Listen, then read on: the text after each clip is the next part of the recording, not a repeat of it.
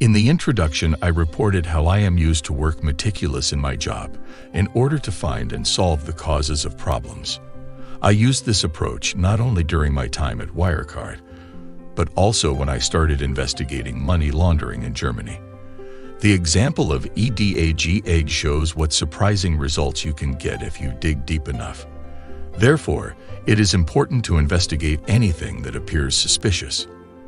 The behavior of the Hessian finance minister Schäfer also seemed suspicious to me. In contrast to the Hessian judiciary, which obviously got caught up in contradictions due to nepotism and sloppy work, the Hessian tax authorities didn't even take the issue of my messages seriously. To reject a well-founded application on state governmental level is unusual, especially since it makes it more difficult to clarify tax evasion and money laundering at the Sparkasfolde. It's worth taking a closer look at, especially after the Hessian Minister of Finance and one of his ministry employees took their own lives. When Mr. Schäfer's successor, the educated butcher Bottenberg, took over his post, I insisted on asking him about the matter of the Hessian tax authorities. Maybe something will fall off the tree again if you shake it. After Mr. Bottenberg did not reply to my letter of May 28, 2020, I did some research to be sure of his attention the second time around. In my letter dated February 28, 2021, I refer to the suicide of his predecessor and confront Mr. Bottenberg with Mr. Schäfer's supplementary budget for 2020. He had planned €1 billion for additional expenditure in the course of the pandemic. These included, for example, medical supplies, setting up quarantine facilities, default payments for state guarantees, and so on. I informed Mr. Bottenberg that his predecessor obviously expected an overall economic disruption, but only on the expenditure side, noticing that Mr. Schäfer, on the other hand, did not take into account any reduction in tax revenue due to the effects of the pandemic. In this context, I expressed the suspicion that Mr. Schäfer must have been an economic wrong-way driver. On the one hand, if you assume that people will have to go to quarantine facilities and will not be able to work, then people will be just as unable to work and pay taxes just like the companies affected. Referring to Mr. Schäfer's suicide, I asked the question whether the background to this could be attributed to much more serious causes. In the past, it has often been shown that politicians have allowed themselves to be tempted to do such stupid things out of hubris, wanting to hedge the future debt service of a public budget using interest rate derivatives. Therefore, in my letter dated February 28, 2021, Mr. Bottenberg is asked to provide information on the securities portfolios, in particular derivatives over the last 10 years, including additions and disposals. Also, on February 28, 2021, the Hessian State Audit Office received a copy of the letter to the Minister of Finance with the request for the audit reports of the last 10 years. The Hessian State Audit Office did not respond. On March 1, 2021, the Hessian Ministry of Finance replied and referred to double-entry bookkeeping and balance sheets that were signed by auditors. Of course, the requested documents cannot be downloaded from the internet as indicated by the Ministry of Finance.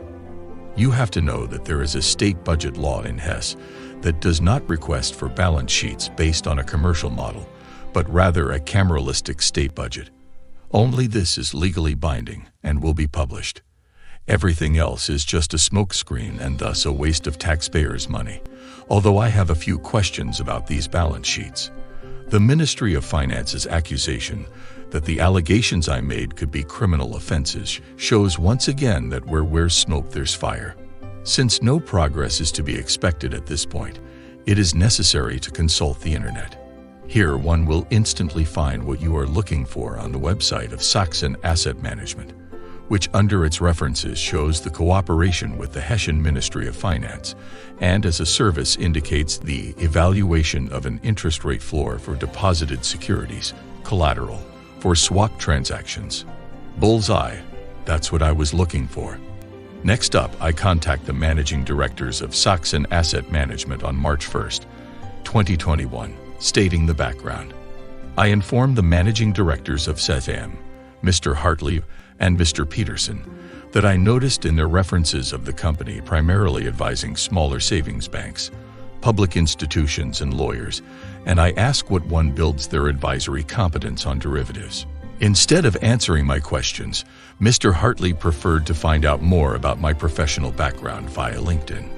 I then did the same and stated in my email of March 3, 2021, that I can see a lot of experience in the field of selling financial products in his profile. However, I was unable to find any qualifying experience in either his profile or that of Mr. Peterson, such as one acquires in asset management, investment banking, and particularly in research in order to be able to advise on derivatives. This email also went unanswered. On March 8, 2021, I filed for a criminal complaint against those responsible at Saxon Asset Management at the Leipzig Public Prosecutor's Office.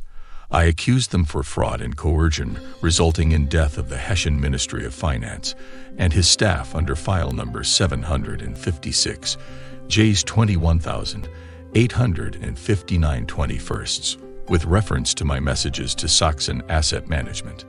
The Leipzig Police Inspectorate then contacted me by email under file number 1485/21,148,400 on May 5, 2021, in order to receive a witness statement. In the telephone call on July 7, 2021 with the officer of the Leipzig Police Inspectorate, I describe my situation as a whistleblower in the Wirecard matter and refer to the information I gave to Attorney Tilp on the Wirecard case. With reference to his mysterious death and the fear of facing a similar fate, I inform him that I will not be able to enter Germany.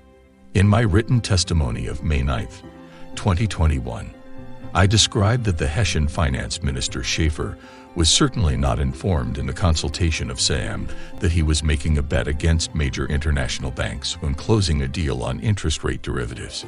With SWAP transactions, the issue is that the contractual partners have different expectations of interest rate developments in the future.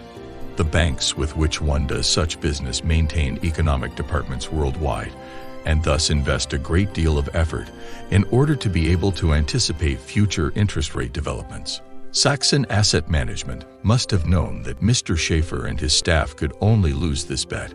Saxon Asset Management also advises the lawyers who represent the victims of such transactions. This raises the suspicion of giving wrong advice to the advantage of these lawyers. Obviously, this is an ordinary scam for which you do not need any knowledge of derivatives. On March 29, 2020, the Tagesspiegel wrote about the death of Mr. Schaefer. According to Prime Minister Bouffier, Schaefer was worried about the corona crisis.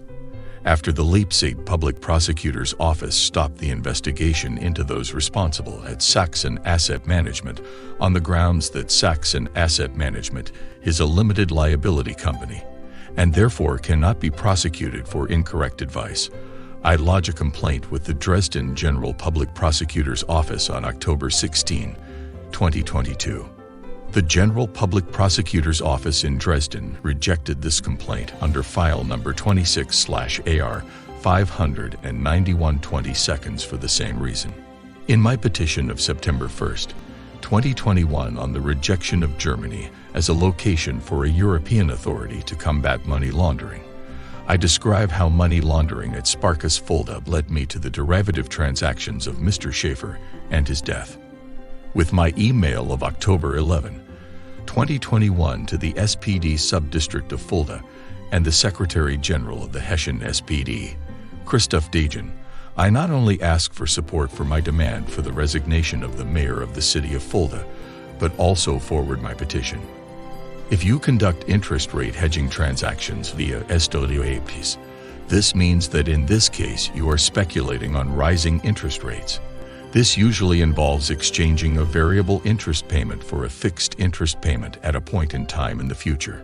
If the expected scenario does not occur, you have to pay the difference. This payment in the future obviously did not come to Mr. Schaefer's mind when the deal was closed. However, if this payment has to flow into the Hessian state budget one day, it will be extremely unpleasant. This case seems to have happened. After my hint, Mr. Dakin knew exactly where to look in order to be able to attack his political opponent. 4 months after the information about the derivatives to the Hessian SPD, on February 25, 2022, Mr. Bouffier announced his resignation as Prime Minister of Hesse for health reasons at a CDU party conference in Fulda. Actually, it should have been the task of the Hessian SPD to inform the public about Mr. Schäfer's business, which he could not have done without Mr. Bouffier's permission. Since not only CDU politicians tend to do such stupid things, but all politicians, it was obviously decided to keep this scandal covered in order not to damage trust in German politics. Apparently, to the satisfaction of the SPD, at least one head rolled off. Since no clarification could be brought about in this way, I filed a criminal complaint against Mr. Bouffier for embezzlement on October 23, 2022 at the Wiesbaden Public Prosecutor's Office under file number 1113, J's 41,086 POL. They already rejected the initiation of proceedings on October 31, 2022, because I could not provide any evidence. On December 5, 2022, an appeal against this decision got filed at the Frankfurt General Public Prosecutor's Office under file number 2Z's 2622 POL. The reason I cannot provide any evidence is due to the fact that the Hessian Ministry of Finance refused to provide me with these business documents in the first place. Of course, the prosecutor knew that this is going round in circles, and that actually was the intention. With the rejection of the complaint, the Public Prosecutor's Office sends an appeal, which names the Hessian Ministry of Justice as a further complaints authority. The General Public Prosecutor's Office in Frankfurt never came up with the idea that there must be a bias if the Hessian Minister of Justice had to decide whether the Public Prosecutor's Office should start investigations into embezzlement against his fellow party member and former Prime Minister of Hesse. As you will see in Season 4, Episode 3, the Munich Public Prosecutor's Office did not want to make this mistake when they refused to investigate on the Bavarian Prime Minister Markus Söder for political persecution. Instead, it has been claimed that German law does not recognize such a complaints authority.